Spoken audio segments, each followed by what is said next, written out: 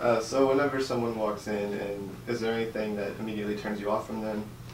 If someone were speaking badly about a previous employer, or if someone talked about that they had trouble getting along with other people, or couldn't address conflict productively in a previous job, that would tell us that they also wouldn't be able to do it here. If they're likely to slam a previous employer, they're likely to slam us too.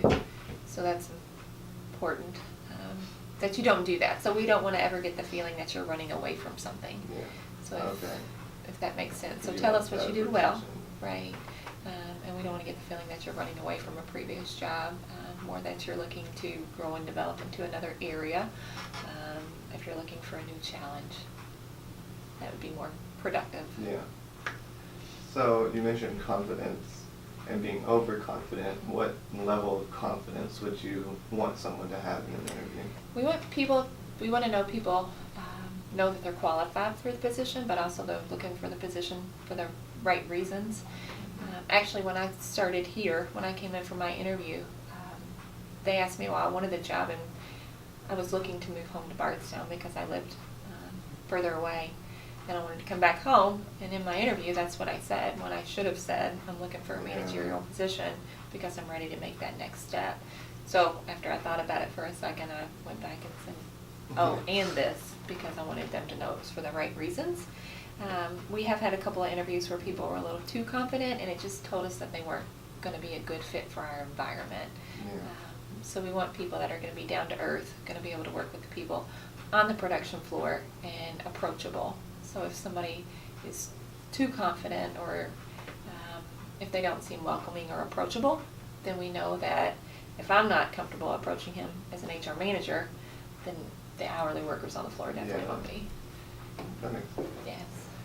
So I feel like a big problem that like high school students or people just coming out of high school struggle with is like being nervous doing interviews like this. So whenever you are in an interview with someone and they're nervous and you can tell, is there anything that like would that turn you off from them? No. Okay. No. It's expected. Yeah. But most importantly, what you would need to remember that as you're interviewing is it's just as much of an interview for you to come here. So when we hire somebody, it's a two-way win.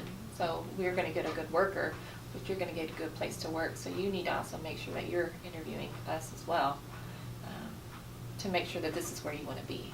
So it's not, the interviewee is not always behind the 8 ball in an interview. So you shouldn't be, you're going to be nervous. It's only natural. Although you don't appear nervous right now, which is very good. But it's natural to be nervous, so we look for that. But also, I'm wanting people to do well, and I'm wanting people to work and to be qualified and to fit well here. So I'm going to be your biggest fan if I'm interviewing too. I'm going to look for the positive instead of trying to find ways to disqualify you. I'm trying to figure out how you would work well here. So just remember that we're your biggest fans, and then nervousness, it comes with it. Whenever the interviews kind of come into a close, Mm-hmm. is there any like questions that you'd expect someone to ask? I think it would be good if you asked about, if you asked questions that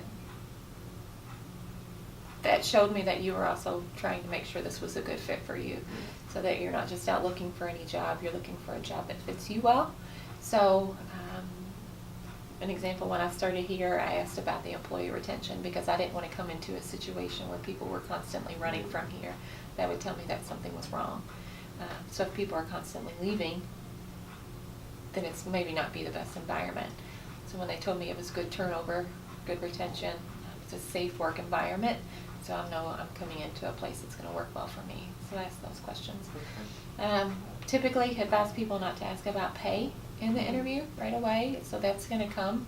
Typically we have a range that we work with. We know about what we can pay a person, but after we go through interviews and after we look at the levels of experience and education, that's when we actually determine where that person falls in the range. So a lot of times we don't even know, but we also want somebody to be looking for the job because they want the job, not just about the pay. So I wouldn't ask about pay. Yeah. My last question is, I always hear about like sending like a letter, a thank you letter or something to the interviewer afterwards. Does that happen often? Do you expect it? It happens more on the salary level, so more the managerial positions, you get those. They are nice, so if you have time, it's nice to see them. It doesn't happen nearly as often as it Does it did make probably someone- 5 or 10 years ago. Does it make someone stick out more than somebody else? Probably does. It reminds you of that person and probably their good qualities that they had during an interview. Okay. Good to know. All right, guys.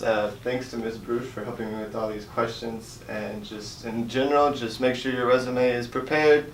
Everything is on it is something that you know about, and make sure that you ask questions towards the end, and just make sure you carry yourself in a good way. And yeah, thank you. You did very well. Thank you. Thank you.